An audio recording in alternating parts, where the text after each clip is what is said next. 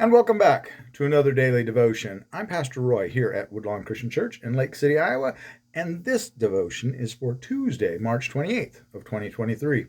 We are in the 10th chapter of the book of 1 Corinthians. We've been working our way through 1 Corinthians. Today we're going to look at verses 6 to 13 in the 10th chapter. Yesterday we jumped into chapter 10, and this section of chapter 10 is called Warnings from Israel's History. We talked a little bit about history yesterday, some of the things about passing through the Red Sea and all of that, and about eating the man in the desert and the stone that the rabbis talked about. We don't talk about in the Old Testament, but it's a rabbinic tradition, the stone that followed them, the supernatural rock that followed them and that they got water from out in the wilderness as they wandered through the wilderness. And of course, we talked about that now the Christians here are relating this. Paul is relating this to Christ, that this is the water that we get, the lifeblood of Christ. So we talked about that yesterday. So go look at yesterday's video if you want to know more about that. Today we're going to jump into a little bit different. He's going to take that stuff and kind of take a twist here. So let's take a look at 6 to 13. Now these things are warnings for us, not to desire evil as they did. Do not be idolaters, as some of them were, as it is written. The people sat down to eat and drink and rose up to dance. We must not indulge in immorality, as some of them did, and 23,000 fell in a single day. We must not put the Lord to the test, as some of them did, and were destroyed by serpents, nor grumble, as some of them did, and were destroyed by the destroyer. Now these things happened to them as a warning, but they were written down for our instruction, upon whom the end of the ages has come. Therefore let anyone who thinks that he stands take heed lest he fall. No temptation has overtaken you that is not common to man. God is faithful, and he will not let you be tempted beyond your strength. But with temptation will always provide the way of escape, that you may be able to endure it. Okay, first of all, realize that God doesn't tempt us. James tells us that. So it's not the temptation not coming from God, but living in the world, the fleshly world, temptation comes to all of us.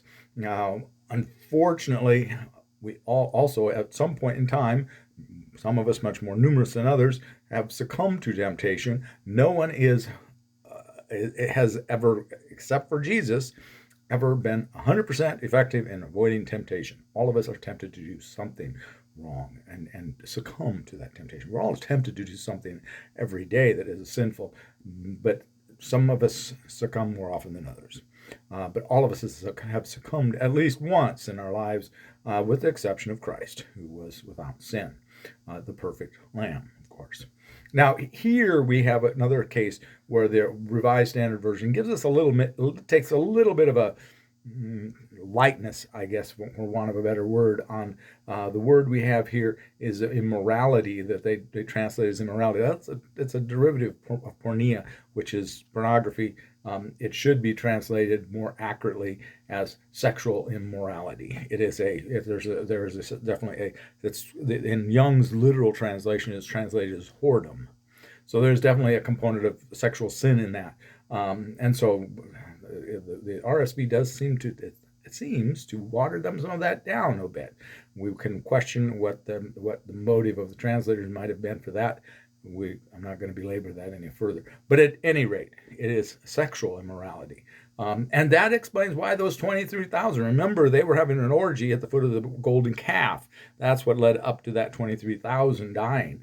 And they had succumbed to sin. The point here is that no matter what sin you are tempted by, there is always, if we cling to Christ, there's always a way to get through it. Now, unfortunately, all of us, myself included, have been guilty of succumbing to temptation. We all do it.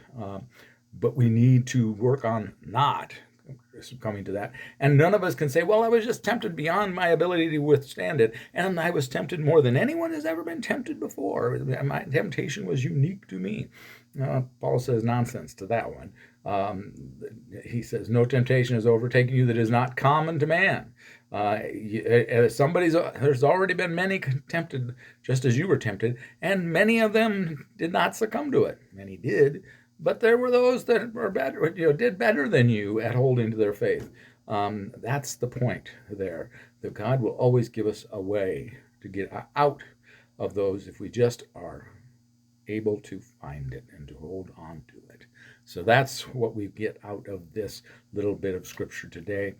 I'm going to try to keep this one short again. Again, we had the funeral for Marge Burley today. It was a great service, a great time of remembrance of Marge. She was a wonderful, wonderful servant, wonderful witness of Christian faith. And we want to feel blessed having known her. So with that, if you feel blessed by any of these devotions, please do like and subscribe. Love to have you back. Please feel free to share. We'd love to have you come to bring more people to this little part of the interwebs, as we say. But with that, please have a blessed day. And please do be a blessing to someone today. Tell them about Jesus, right? And that you can avoid temptation by clinging to Christ. Take care. God bless.